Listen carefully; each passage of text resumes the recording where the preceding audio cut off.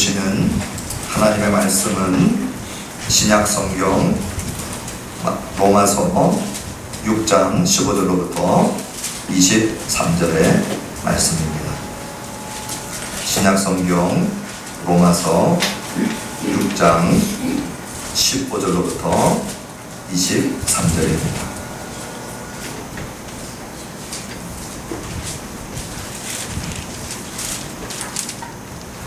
제가 가지고 있는 성경책 247페이지입니다.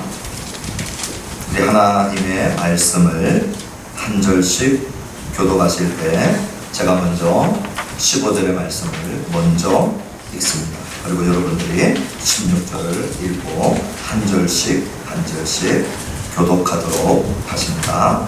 제가 먼저 15절의 말씀을 공독합니다. 그런즉 어찌하리요? 우리가 법 아래에 있지 아니하고 은혜 아래에 있으니 죄를 지으리요? 그럴 수 없느니라.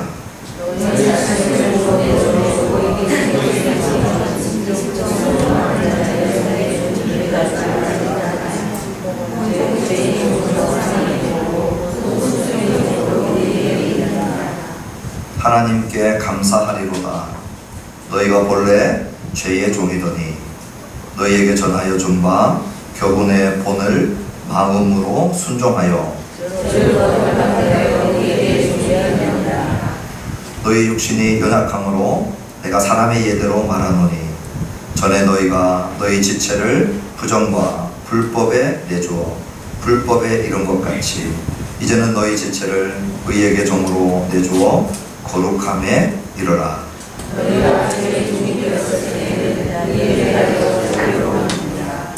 너희가 그때에 무슨 열매를 얻었느냐?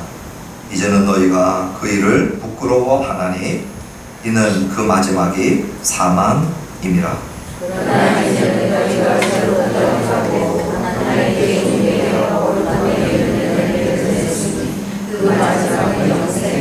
합독하십니다.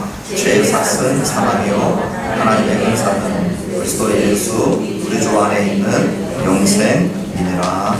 아멘. 잠깐만 들어준 예물과 말씀을 위해서 기도하십니다. 하나님 아버지, 살아계신 하나님, 우리 눈에는 보이지 아니하시지만 영이신 하나님, 오늘 이 시간 또 예배하는 자를 찾으시고 오늘 이 거룩한 우리 주님의 부활과 안식을 기념하는 이날 저희들을 하나님을 예배하는 자리로 인도하여 주신 것 오늘 이 시간 감사를 드립니다. 하나님을 예배할 때에 예배하는 자에게 예비하신 때를 따라 돕는 은혜가 오늘 이 한 시간 예배하는 모든 심령 가운데 부어지는 시간 되게 하여 주시옵소서. 순서를 따라 하나님을 예배해 나갈 때에 성령 하나님 우리 가운데 임하시고 다른 어떤 곳에서도 알지 못하고 또 체험하지 못한 하나님의 임재가 예배 가운데 또 말씀 선포 가운데 드러나셔서 이 시간 우리의 속사람을 다루시고 만지시고 변화시키시고 새롭게 하는 역사 있게 하여 주옵소서. 귀한 예물 구별하여 드린 모든 손길들 기억하시고 12일을 구별하여 드린 손길들 감사와 구제와 건축과 선교와 헌물과 작정과 여러가지 모양으로 주님 앞에 올려드렸습니다. 우리 아버지 하나님 드림의 기쁨 허락하시고 또 하나님 보병이호와 같이 주님의 손에 들림바 되어져서 주님 5,000명을 먹이고 12광주리를 남기는 우리 하나님 나라의 풍성한 잔치가 그 풍성한 열매가 맺혀지는 데 쓰임받는 예물 되도록 도와주옵소서. 예수님의 이름으로 기도합니다.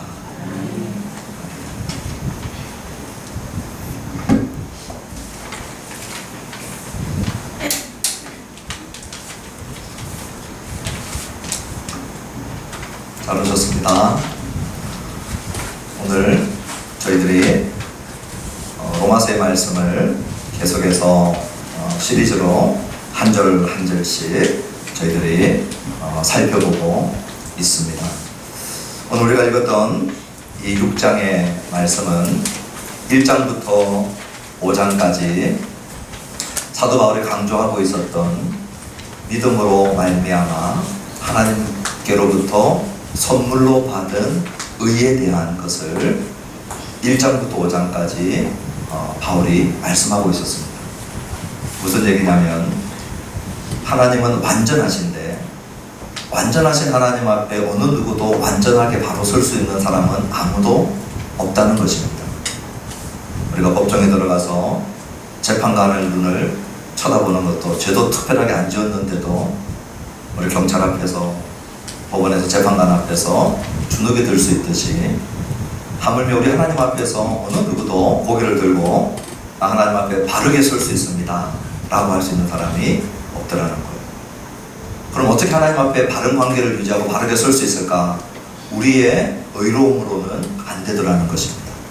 그래서 예수님께서 우리 대신 모든 율법을 다 완성하시고 충족시키시고 율법의 요구를 우리 예수님께서 율법 아래에 나셔서 모든 걸 다 충족시키시고 우리가 하지 못했던 완전한 순종을 이루시고 우리 죄인들을 위하여서 완전한 제물이 되어주셔서 그리고 우리의 죄값을 우리 예수님이 다 지불해 주시고 내가 받아야 될 죄의 형벌을 우리 예수님이 십자가에서 내 대신 다 받으셔서 그러므로 죄값이 지불되고 죄의 형벌이 치루어졌어요.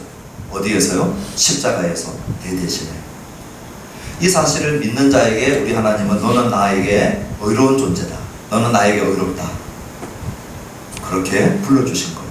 그 얘기가 1장부터 5장까지 계속 되어졌던 말씀입니다. 그럼 오늘 우리가 읽고 있는 이 6장은 이제 무슨 얘기를 하고 있냐면 우리가 은혜로 믿음으로 의롭다함을 받았다면 그 다음에 의롭다함을 받은 사람의 삶은 어떠한가?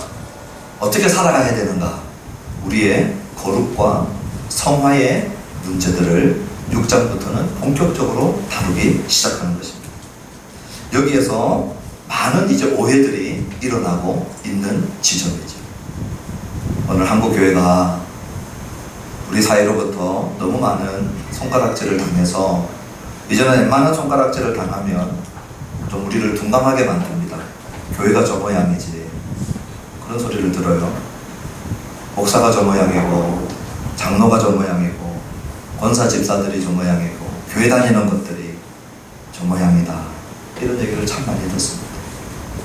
거기에 오늘 저를 비롯해서 오늘 여기 앉아있는 저와 여러분들은 한편으로는 우리는 그 정도 죄인은 아닙니다 라고 얘기할 수는 있겠죠. 뉴스에 나오는 그런 목사 같은 목사는 최소한 아닙니다. 지상보들을 떠들고 다니는 그런 끔찍한 교회와 같은 우리 하늘나무 교회는 그런 교회가 아닙니다. 한편으로는 우리가 그렇게 외칠 수 있어요.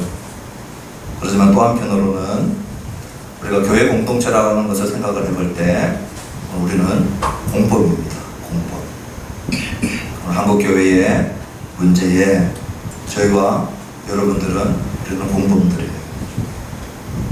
오늘 이 말씀은 그러므로 오늘 이 6장의 말씀을 어떻게 이해했느냐에 따라서 오늘 한국교회가 이 시간 이후로 우리 교회가 이 시간 이후로 우리 개인의 신앙이 이 시간 이후로 새로운 변화와 방향을 잡을 수 있느냐, 오늘 본문을 어떻게 이해하느냐에 따라서 나의 신앙은 그냥 다람쥐 쳇바퀴 돌듯이 죄와 싸우면 지고 죄를 끌어안고 살고 죄와 아무 충돌이 없고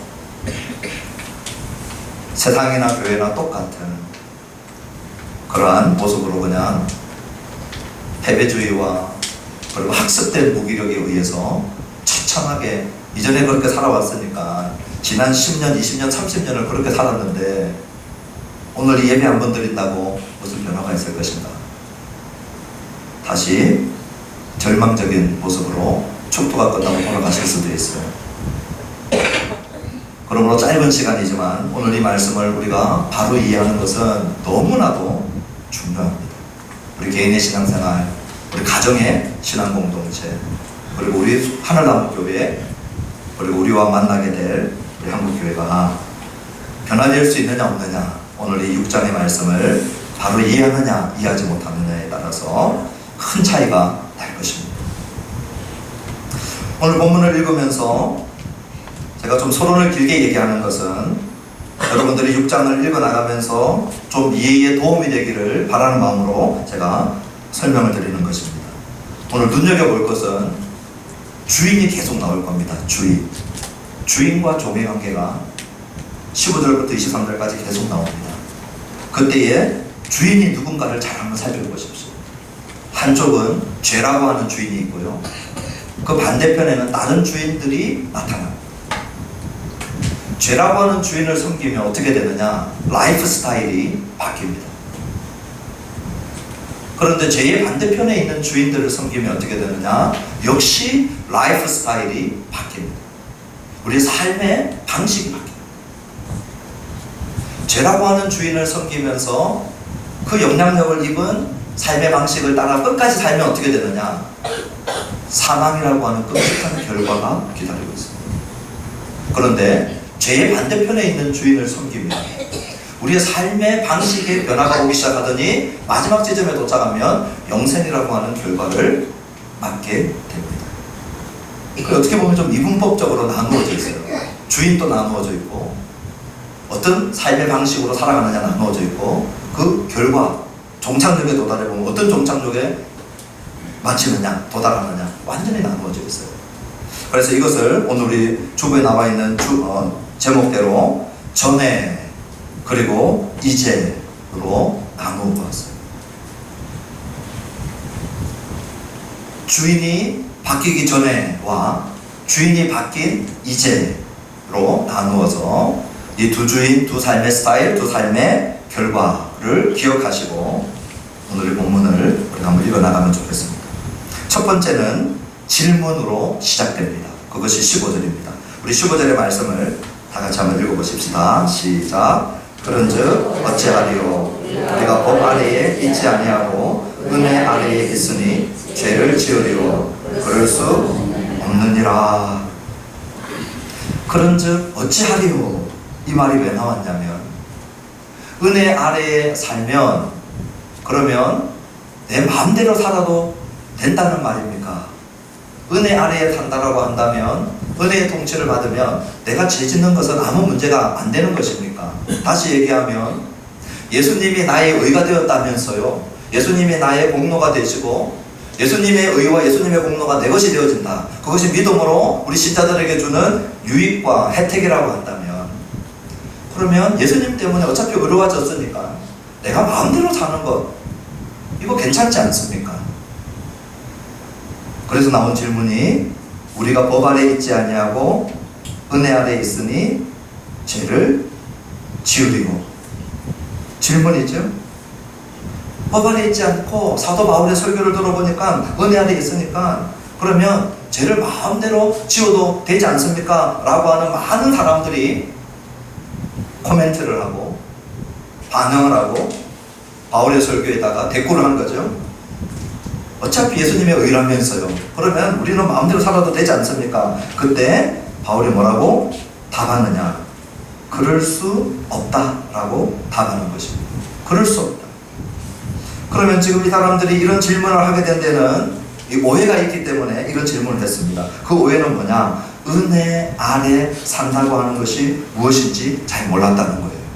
그래서 바울이 법 아래에 사는 것과 반대로 사는 것이 은혜 아래 사는 것이다 라고 하는 것을 얘기하고 있습니다.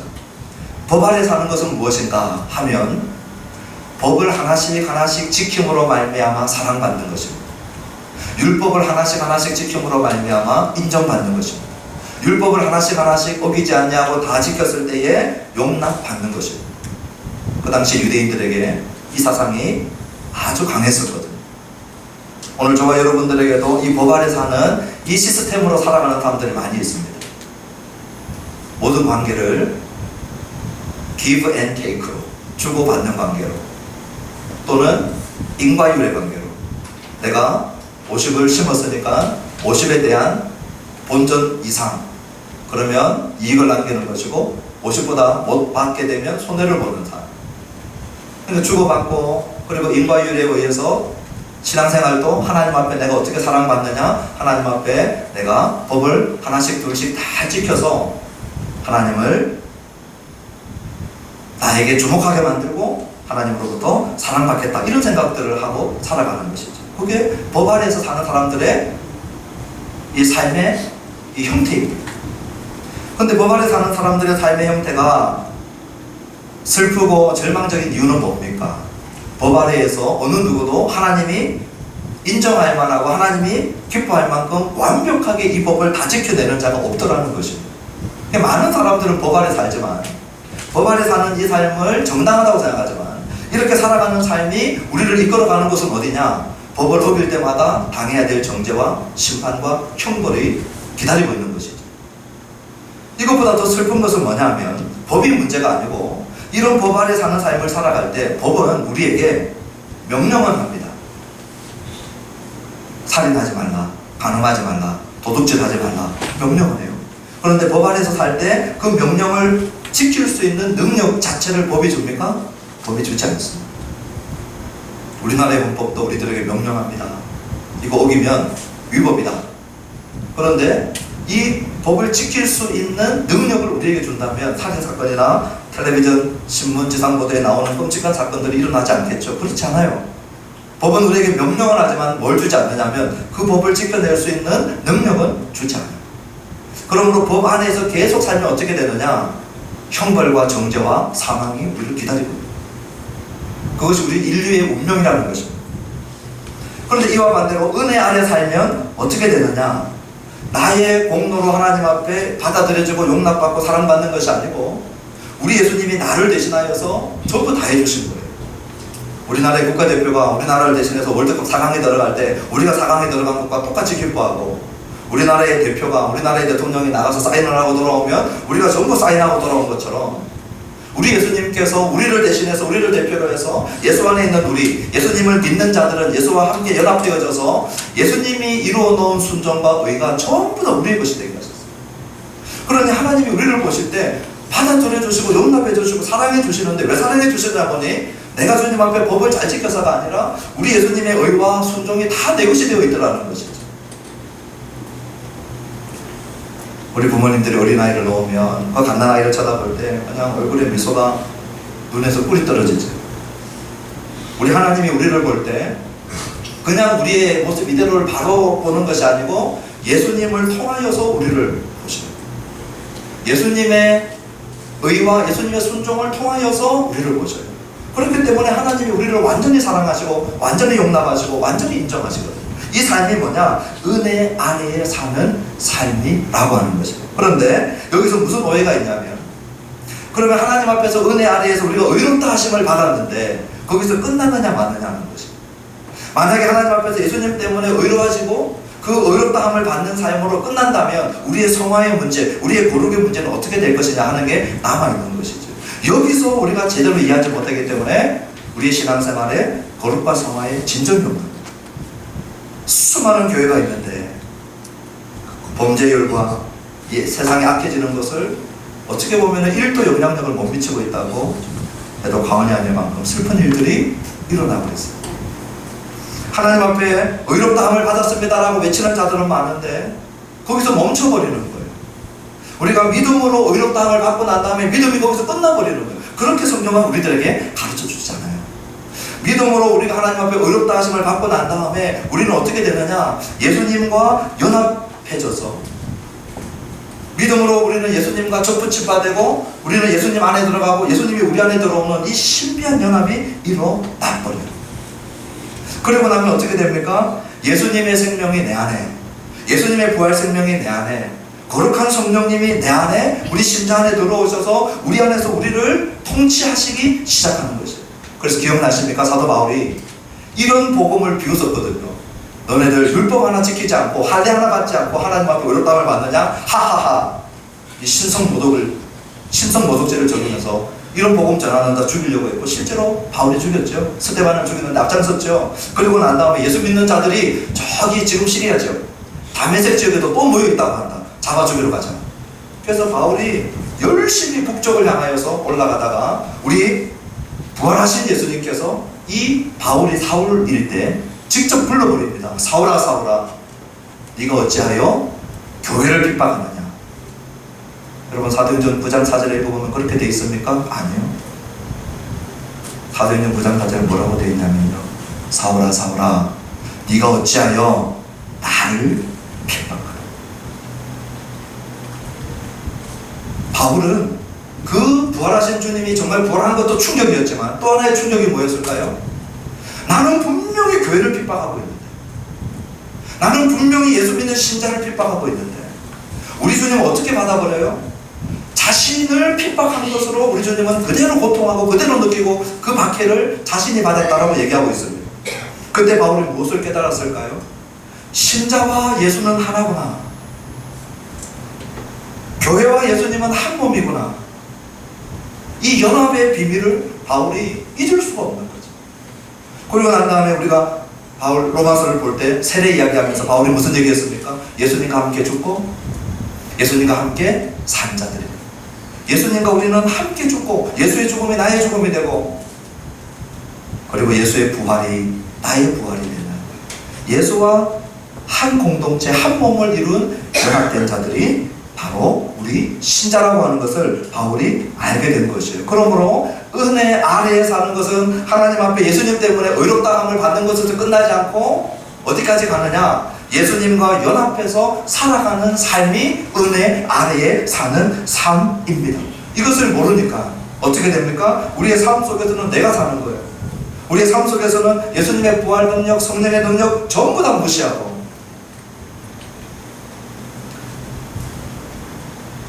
그러면 오늘 15절 끝에 보니까 그럴 수 없느니라. 은혜 아래 살아가는 자들은 계속해서 죄를 짓고 계명을 어기고 무법천지로 살아갈 수 없다라고 얘기합니다. 은혜 아래 살아가는 자들은 의로워질 뿐만 아니라 하나님 앞에 의롭다고 인정받을 뿐만 아니라 거룩하게 되는 것이 선택이 아니고 필수라는 거예요. 반드시 거룩함의 과정들을 통과한다는 것입니다. 우리 16절의 말씀 같이 한번 읽어보도록 하시겠습니다. 시작.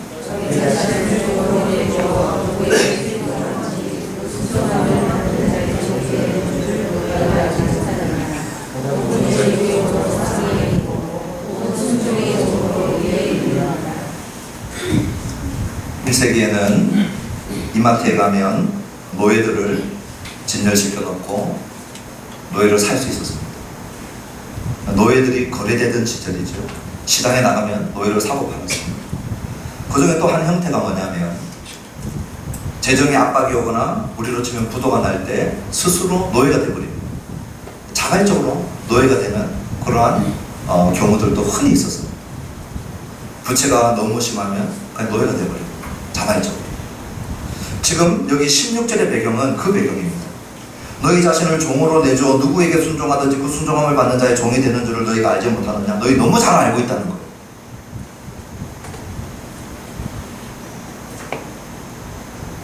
그 끝에 보니까 죄의 종, 여기 주인이 누구냐면 죄가 주인입니다. 그리고 죄를 주인으로 모시고 살아가면 어디에 이르냐면 사망에 이른다라고 얘기하고 있어요. 그런데 또 하나의 주인을 우리에게 소개합니다. 그 주인이 누구냐 봤더니 순종의 종으로 소개를 해요. 주인을 순종이라고 얘기하고 있고 그 순종의 종으로 살아가면 의에 이른다라고 말씀하고 있는 것이죠. 그러니 죄의 종 반대의 자리에 누가 있냐면 순종의 종이 있고 죄가 주인인 사람 그리고 순종이 주인인 사람이 있다는 것입니다. 여기 바울이 제일 먼저 우리가 생각할 때 의의 종이나 하나님의 종이나 이렇게 나올 줄 알았는데 의도 아니고 하나님도 아니고 제일 먼저 나온 주인이 누구냐면 순종이라는 것이죠. 왜요? 은혜 아래 살면 마음대로 살아도 되는 것 아닌가라고 하는 오해와 잘못된 생각을 하고 있는 사람들에게 은혜 아래에 사는 삶의 가장 큰 특징은 뭐냐? 의외로 순종이라고 하는 것이 그 삶의 특징이기 때문에 그 특징을 강조하기 위해서 죄가 주인이면 죄의 영향력을 받듯이 이제 은혜 아래 사는 삶은 순종이 주인이기 때문에 순종이라고 하는 영향력들, 특징들이 계속해서 드러나는 것이죠. 그럼 이렇게 주인이 바뀌는 일들은 언제 일어나느냐? 17절과 18절을 통하여서 어떻게 주인이 바뀌는가 보여주고 있어요. 우리 17절과 18절을 읽어보십시다. 시작. 하나님께 감사하리로다. 너희가 본래 죄의 종이더니 너희에게 전하여 준 바 교훈의 본을 마음으로 순종하여 죄로부터 해방되어 그에게 종이 되었느니라. 아멘. 우리가 태어날 때부터 우리는 주인이 있는데, 주인이 누구냐면 오늘 로마서 본문의 말씀에 의하면 죄가 우리의 주인이라고 하는 거죠. 본래 죄의 종이더라. 목사님, 저는 죄의 종이 되고 싶습니다, 회심하고 싶습니다 할 필요 없어요. 죄의 종이 되는 특별한 종교기관이나 학교 있으면 가보고 싶습니다, 안 가도 돼요. 우리는 응애하고 태어나는 순간 우리는 죄의 종으로 태어나요. 본래 죄의 종이더라. 죄의 종이 되기 위해 특별하게 신앙생활 할 필요 없어요. 그냥 가만히 살면 죄의 종으로 살아갑니다. 그런 우리가 18절에 보니까 어떻게 됩니까? 의에게 종이 되었다. 주인이 바뀐 거죠. 그런데 또 하나의 주인을 17절 끝에 소개합니다. 그 주인이 누구냐면 너희에게 전하여 준 바 교훈의 본. 왜요? 그것을 마음으로 순종했다고 그랬거든요. 그러니 우리의 순종의 대상이 누구냐? 너희에게 전하여 준 바 교훈의 본이라고 얘기하고 있는 것입니다.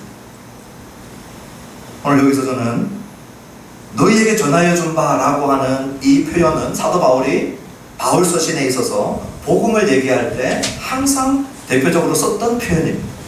너희에게 전하여 준 복음. 그러면 너희에게 전하여 준 바 교훈의 본은 하나님의 말씀, 진리 또는 복음이라고 지금 바울이 얘기하고 있는 것이거든요. 이 하나님께서 전하여 준 교훈의 본을 통하여서 어떻게 되느냐? 우리가 주인이 죄에서부터, 죄라고 하는 주인을 섬기다가 의에게로, 그리고 하나님의 말씀을 주인으로 삼는 영역으로 돌아오게 되는 그러한 모습들을 보여주는데, 얼마나 중요한 역할을 하느냐, 이 복음과 말씀이 그 역할을 한다는 것을 지금 17절 끝에 보여주고 있는 것이죠.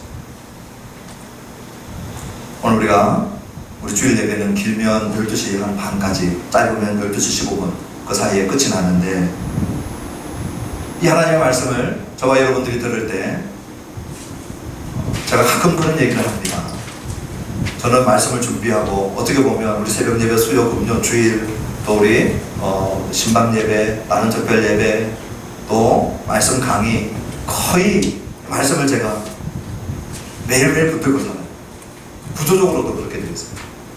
그런데 두려운 것이 뭐냐면, 이것이 오늘 나에게 하나님께서 지금 말씀하고 계시는 살아있는 말씀으로 내가 받지 못하고, 이것이 하나님께서 말씀하신 말씀으로 내가 믿음으로 받지 못하고, 그냥 교회에 나와서, 이런 표현이 적당한지 모르겠지만 시간을 때우는, 그냥 이 시간에 앉아있다가 마치고 돌아가는, 그때 지나가는 통과 의례로 이 말씀을 듣게 될 때, 그때 이 말씀이 오늘 나에게 영향력을 주지 못하는 시간들이 반복되어질 때, 그때 무슨 일들이 일어나는 거죠?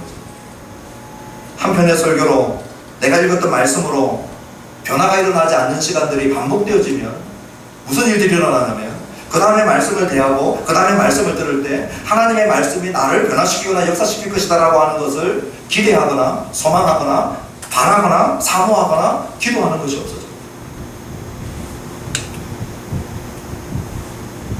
우리 예수님이 요한복음 17장 17절에서 뭐라고 얘기하시냐면 이렇게 얘기하셨어요. 그들을 진리로 거룩하게 하옵소서. 아버지의 말씀은 진리입니다. 예수 믿는 제자들을 향하여서, 예수 믿는 교회를 향하여서 뭐라고 말씀하시냐면, 가만히 놔두면 그들은 거룩해질 것입니다 하지 않고, 하나님 앞에 간절히 기도하기를, 하나님의 진리로 저들을 거룩하게 해주십시오. 하나님의 말씀인 이 말씀이, 이 복음이 우리에게 들어오면 신자를, 교회를 반드시 어떻게 만드느냐? 거룩하게 만든다는 것을 우리 예수님은 아셨어요. 너무나도 중요한 구절이 있는데요, 우리 한 번만 찾아봅시다. 사도행전 20장 32절을 한번 가보십시오. 조금만 반대 방향으로 앞쪽으로 가면 사도행전이라고 하는 책이 있습니다. 사도행전 20장 32절. 그리고 여러분들 필기도구가 있는 분들은 거기에 좀 마크를 해두시면 좋겠습니다. 사도행전 20장 32절입니다. 제가 가지고 있는 성경책은 223페이지입니다. 지금 이 배경은 사도행전 20장 32절 배경은 사도 바울이 에베소에서 3년 동안 밤낮으로 사역했어요. 2년 동안 밤낮으로 도란도에서, 그리고 나머지 1년은 집집마다 돌아다니면서 그렇게 사역을 하고 난 다음에 이제 떠납니다. 그 떠날 때에 에베소의 장로들을 불러놓고 마지막으로 주고 있는 말씀이에요. 이제 사도 바울이 떠나는 시간이에요. 그 떠날 때 사도 바울이 뭐라고 했느냐 이렇게 얘기했어요. 우리 32절 다 같이 한번 읽어봅시다. 시작. 지금 내가 여러분을 주와 및 그 은혜의 말씀에 부탁하노니 그 말씀이 여러분을 능히 든든히 세우사 거룩하게 하심을 입은 모든 자 가운데 기업이 있게 하시리라. 아멘. 바울이 지금 떠나가면서 그 성도와 교회를 누구에게 부탁하느냐? 은혜의 말씀에 부탁해요. 말씀에. 그러면 이 말씀이 그 성도들과 교회 안에 무슨 일들을 일으키느냐? 그 성도들을 든든히 세우신다는 거예요. 그리고 난 다음에 거룩하게 하심을 입은 모든 자 가운데 기업이 있게 한다. 거룩함의 역사들을 같이 계속해서 일으켜 나간다는 것이고, 오늘 우리가 말씀을 읽을 때 이렇게 읽습니까? 오늘 우리가 말씀을 쓰고 말씀을 묵상하고 말씀을 암송하고 말씀을 통독하고 오늘 설교를 듣고 설교를 전할 때 이 마음을 가지고 이 믿음을 가지고 말씀을 대하느냐? 우리 예수님도 바울도 확신하는 것이 있었어요. 뭐예요? 이 말씀으로 우리는 거룩하게 세워진다. 이 말씀이 우리 안에 들어올 때 우리를 거룩하게 변화시키는, 반드시 변화시키는. 그런데 우리의 실존 경험은 어떻습니까? 우리의 경험치는 뭐라고 얘기합니까? 말씀을 읽어 나가면 내 생각하고 부딪히면 누가 이겨요? 내 생각이 이겨요. 내 이성하고 말씀하고 정면 충돌하면 누가 이깁니까? 주로 우리가 이겨요. 이게 어떤 모습인지 아십니까? 내가 주인 되고 말씀이 내 종 된 모습이에요. 지금 바울은 로마서 6장 17절에서 그 반대로 얘기하고 있는 거죠. 네가 주인이 아니고, 네 이성이 주인이 아니고, 네 본성이 주인이 아니고, 너희에게 전하여 준 바 교훈의 본 하나님의 말씀과 이 진리가 주인이라는 거예요. 그러므로 이 진리하고 너하고 깡부딪히면 네가 무릎을 꿇고, 네 지성을 무릎을 꿇고, 네 본성을 무릎을 꿇고, 이 말씀의 권위 아래 납작 엎드릴 때 말씀이 너를 어떻게 통치하는지 경험하라. 이게 정상적인 신앙생활입니다. 우리는 너무 비정상적인 신앙생활과 예배에 익숙하기 때문에 하나님의 말씀이 어떻게 나를 지배하는 것이 무엇인지도 모르고 말씀이 나를 압도하는 것이 무엇인지도 모르죠. 그래서 제가 가끔 그런 얘기를 합니다. 축도가 끝나면 바로 일어나지 마십시오. 하나님의 말씀이, 예배가 나를 덮을 때 그 무게에 우리가 눌리는 거죠.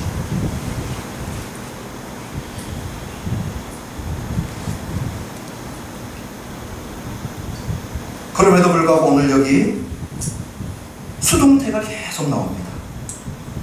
수동태로 나와요. 너희에게 전하여 준 바, 이렇게 나옵니다. 분명히 내가 말씀을 듣고 청종하고 읽었는데, 그런데 내 마음밭에 이 말씀이 들려지게 하고 전하여지게 된 것은 수동태라는 거예요. 18절에도 보니까 죄로부터 해방되었다. 죄로부터 네가 스스로 해방했다가 아니고요, 네가 해방되었다. 그 다음에 의에게 종이 되었다. 전부 수동태예요. 주체가 누구냐? 오늘 17절 시작할 때 보니까 하나님께 감사하려다. 왜 하나님께 감사할까요? 이러한 일들이 수동태로 일어나고 있는 이러한 일들의 주체가 누구시라는 겁니까? 우리 하나님이시더라는 거예요. 그러므로 은혜 아래에서 우리 하나님이 계속 통치하고 계시더라는 거예요. 그랬더니 말씀이 오늘 내 속에 들어와서 내 마음을 순종하게 만들고, 마음으로 우리가 순종한다고 생각했는데 그것마저도 주체가 누구시냐? 우리 하나님이시더라는 거예요. 나는 폰만 잡았는데, 나는 내 발걸음만 옮겼는데 우리 하나님이 내 인생과 내 마음을 꽉 잡아주시고 통치하시고 주도하시고 지도하셔서 죄에게서는 해방되게 만들고 의에게는 종이 되게 만들고, 그러한 일들이 우리 하나님 때문에 일어나고 있더라는 것이죠. 그러니까 감사를 누구에게 돌리는 것입니까? 우리 하나님께 전부 다 돌리는 거예요. 이게 뭐냐? 신앙생활이에요.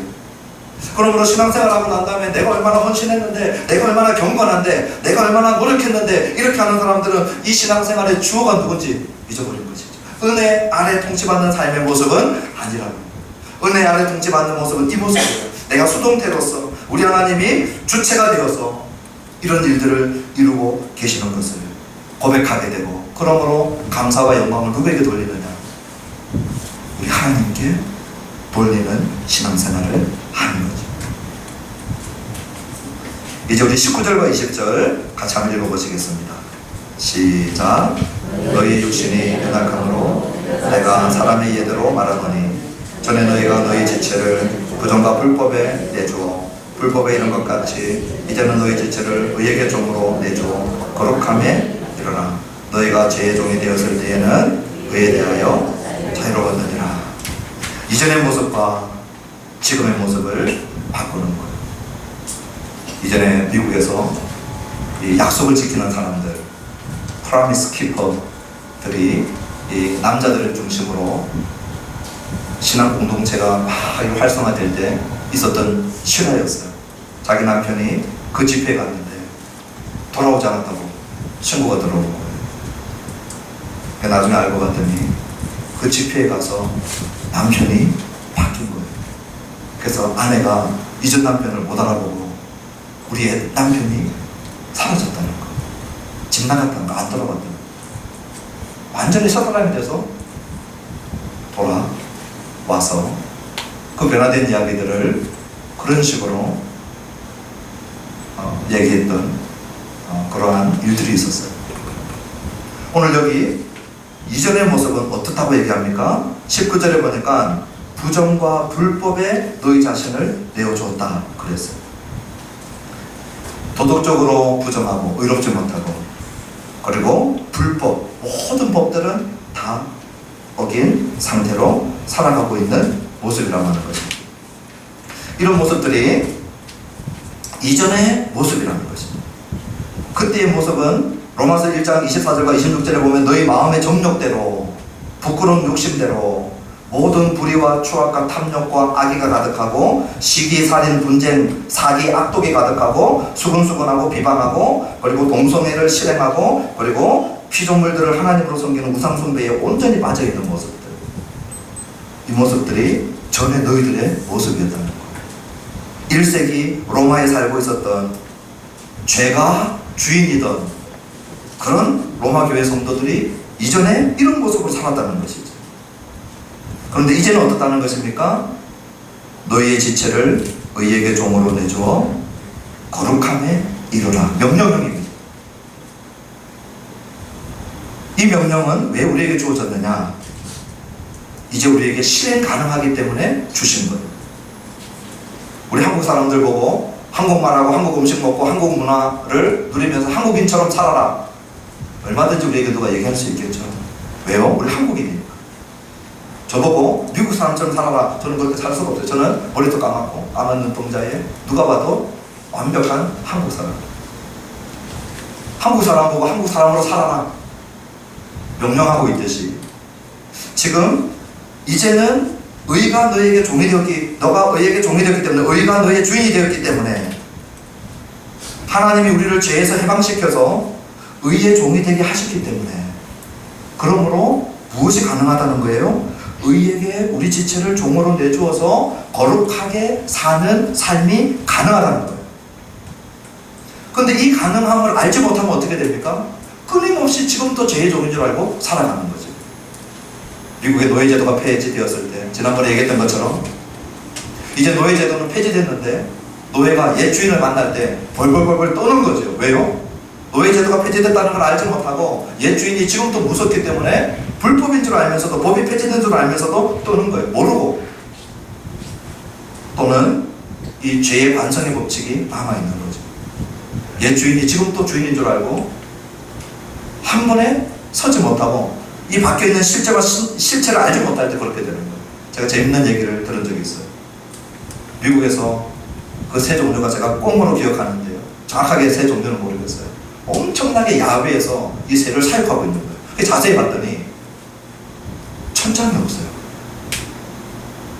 새를 사육하는데 천장이 없어요. 너무 이상하잖아요. 그래서 물었어요. 왜 새를 사육하는데 천장이 없습니까? 그랬더니 그 사육사가 뭐라고 얘기하냐면, 이 새들을 일정 기간 동안 낮은 천장으로 딱 가둬 놓고 기른대요. 그러면 날다가 천장에 부딪히고 그 일정 높이 이상을 다시는 날지 않는데, 그리고 난 다음에는 천장을 제거해버려요. 그리고 훨씬 넓은 공간에 더 많은 그 새들을 방육할 수 있는. 그러면 그 새들이 실제로는 그 천장 높이로 뚫고 나가서 날아갈 수 있는 모든 능력을 다 갖추었는데 안 납니다. 지금 바울이 우리에게 뭐라고 얘기하고 있는 것입니까? 너희 지체를 이제는 의에게 종으로 내주라는 거예요. 왜? 그 천장 높이에 부딪혀서 제가 주인 노릇할 때 그 한계 안에 갇혀 있느냐는 거예요. 지금 그 천장이 거쳐지고 이제는 우리에게 새로운 주인이, 예수와 연합된 우리 안에 있는 예수의 능력과 성령의 능력이 우리 안에 들어와 있기 때문에 실제로 우리 지체를 의에게 종으로 내주어서 거룩함에 이르도록 하는 삶을 살 수 있기 때문에 이 명령을 주고 계시는 거예요. 20절에 보면 이전에 너희가 죄의 종이었을 때에 의에 대하여 자유로웠다고 그랬어요. 여기 의에 대하여 자유롭다는 것은 의와 상관없는 삶을 얘기합니다. 의를 위한 자유가 아닙니다. 의로부터 분리된 자유였어요. 죄는 우리가 생각하는 것보다 힘이 있습니다. 힘이 있어요. 그 죄가 주인 노릇을 할 때에 죄는 우리를 컨트롤하고요, 우리에게 폭권 행세를 합니다. 그런데 사람들이 이걸 잘 몰라요. 이게 우리가 광고를 볼 때 30초짜리 광고를 보고 무엇을 사려고 클릭을 해요. 광고를 계속 보고 있으면 그 광고가 우리에게 광고하는 대로 우리의 생각과 우리의 의지 안에 많은 부분들을 부추기죠. 30초짜리가 나를 바꾸겠느냐? 우리를 바꾸고 있어요. 저는 잘 모르는 세계지만 마약도 같은 원리 아니겠어요? 그 작은 알맹이 하나, 가루 하나가 내가 이거 하나 못 다스리겠느냐 하고 손을 대죠. 그런데 어떻게 됩니까? 중국 같은 경우에서는 마약 거래하면 사형시킵니다. 그런데도 마약 거래가 더 지금 이 질서가 잡히잖아요. 죽는 줄 알고도 뭐예요? 마약하는 거. 의와 완전히 상관없는 죄에게 완전히 컨트롤 당해버린 삶을 살게 되는 것이죠. 우리 21절의 말씀을 한번 읽어봅시다. 시작. 너희가 그때에 무슨 열매를 얻었느냐? 이제는 너희가 그 일을 부끄러워하나니 이는 그 마지막이 사망임이라. 그때 얻은 열매 입에 담기도 부끄러웠어요. 그런데 지금은 어떻습니까? 그 일을 뭐하고 있어요? 부끄러워하고 있어요. 이것이 우리 신자의, 지금의 우리 신자의 삶이라고 하는 거예요. 오늘 이 말씀을 들으면서 여러분 오해하면 안 됩니다. 그럼 예수 믿는 사람들은 완벽주의자가 되어서 살아갑니까? 그 얘기하는 거 아니에요. 예수 믿는 사람은 완벽주의자의 삶이 아니고요, 새로운 방향이 생겨져요. 새로운 방향. 그게 뭐냐? 이전에는 이런 일들을 하고도 부끄러운 줄 몰랐어요. 그런데 예수님이 내 안에 들어오고 내가 예수 안에 들어가서 신자로서 삶을 살아갈 때에 이전에 그 일들을 생각만 해도 지금 어떻다는 겁니까? 부끄럽다는 거예요. 나의 삶의 가치관이 바뀌어지고 내 생각의 패턴이 바뀌어지고, 그리고 이전에 내가 해왔던 일들을 다시 생각해 볼 때에 부끄러워하기 시작하는 것이죠. 그러므로 예수 믿는 자들은 죄를 짓지 않거나 죄를 한 번도 안 지을 수 있다가 아니고 죄에 대하여 새로운 방향과 관계가 생겨버린 자들이에요. 죄를 부끄러워하고 죄를 싫어하고 죄를 혐오하고. 22절입니다. 같이 한번 읽어보십시다. 시작. 그러나 이제는 너희가 죄로부터 해방되고 하나님께 종이 되어 거룩함에 이르는 열매를 맺었으니 그 마지막은 영생이니라. 이제는 어떻게 됩니까? 그 죄의 폭구들로부터 해방되어지고 이제는 하나님께 종이 되어서 무슨 열매를 맺어요? 거룩함의 열매를 맺습니다.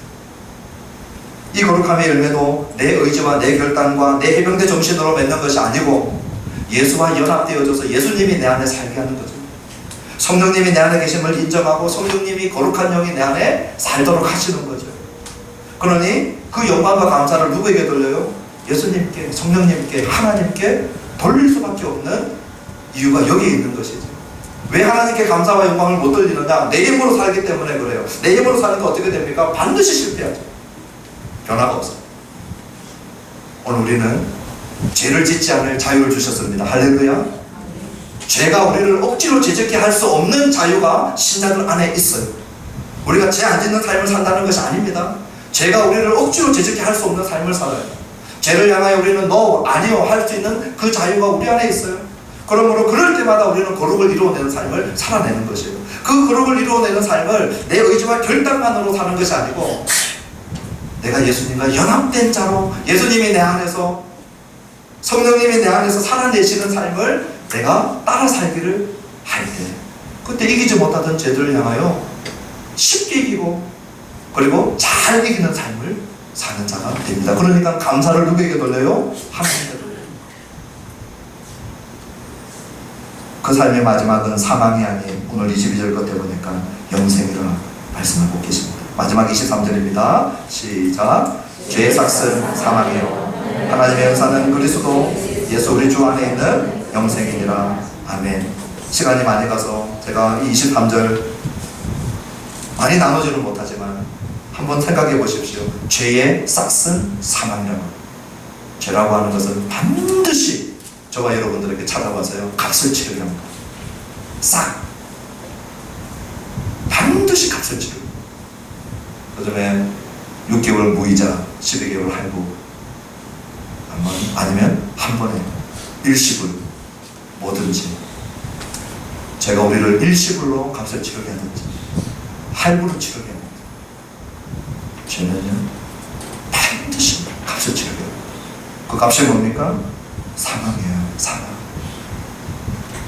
그런데 하나님은 하나님께서 우리에게 주시는 이 영생을 뭐라고 하셨느냐? 은사라고 했습니다. 기프트.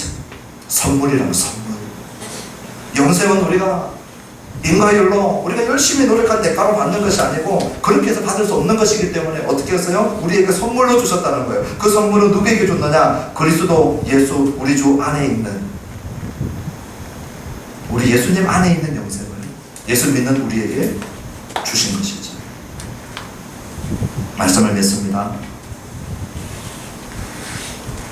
오늘 이 자리에 예배하는 저와 여러분들 가운데 그래도 교회 좀 다니면 예수님은 나의 구주입니다. 이 정도 고백은 다 합니다. 예수님 나의 구원자입니다. 그런데 오늘 로마서 6장은 예수님 나의 구원자입니다. 이 이야기에 뭐라고 얘기하냐면 예수님 나의 주인입니다. 나의 주인입니다. 예수님 나의 구원자인 상태로 끝나는 자가 아니에요. 예수님은 나의 주인이 되는 삶. 오늘 우리 개인의 신앙에 성화와 거룩함의 문제가 어디서 발생하느냐? 예수님 나를 구원하셨어요. 죄에서 건지셨고 지옥에서 건지셨어요. 할렐루야. 끝. 오늘 예배 끝나고 돌아가서 이 엘리베이터를 타고 내려가서 내 직장으로 내 학교로 내 가정으로 돌아갈 때 부부관계로 부모 자녀 관계로 직장 관계로 돌아갈 때 거기서부터는 또 내가 주인이 되죠. 완전히 내가 주인이 또 됩니다. 오늘 구원받은 자의 삶은 뭐냐? 예수님이 나의 구원자이실 뿐만 아니라 뭐라고 하는 것입니까? 나의 주인. 기억하시기 바랍니다. 두 번째는 그러면 하나님께 또 종살이 하는 거 아닙니까? 근데 이 종살이는 행복한 종살이에요. 할렐루야.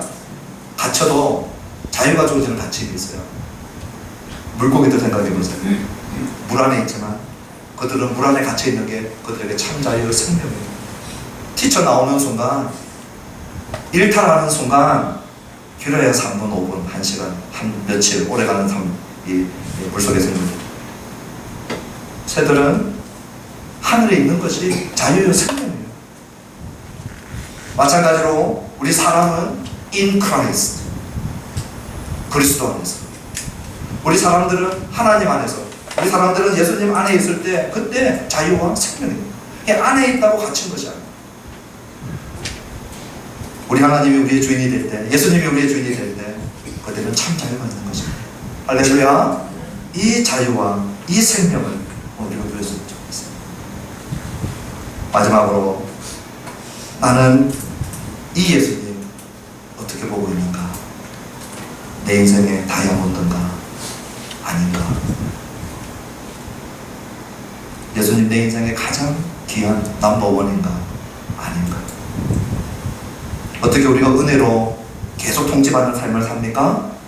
우리 개혁주의 장로교회 은혜의 방편은 말씀과 기도와 성령입니다. 말씀으로 오늘 읽었죠. 기도 가운데, 그리고 우리 성찬과 세례. 그런데 이 세 가지가 한꺼번에 다 들어가 있는 것이 어디입니까? 예배입니다. 그러니 믿음으로 예배드리면 이 은혜의 방편에 도가니 안에 들어가 있는 거예요. 그런데 우리가 믿음으로 이것을 깨닫고 예배하지 못하면 이 예배가 통과 의례가 되고 아무 기대 없는 예배가 되고 아무 힘없는 예배가 되고 마는 거죠. 오늘 우리 주님을 사모하는 우리의 마음이 우리를 예배로 끊임없이 이끌어드리고, 우리 주님이 나에게 넘버원이고 최고의 보배이기 때문에 그 주님을 예배하는 것이 나에게 기쁨이 되어져서 말씀과 기도와 성례가 있는 이 예배를 통하여서 주님이 오셔서 예배자 안에 일하게 하게 되는 우리 삶이 되기를 바랍니다. 그래서 죄의 암덩어리들이 깨어지고 죄악에 오래 들러붙어 있던 누룩들이 씻겨져 나가고 예배 안에 있는 모든 역사하시는 그 역사하심이 우리를 새롭게 하는 그러한 은혜가 있게 되기를, 또 그러한 예배하는 은혜를 사모하게 되기를 주님의 이름으로 축원합니다. 이제 찬양하고 기도하고 마치실 텐데요. 예수 우리 왕이여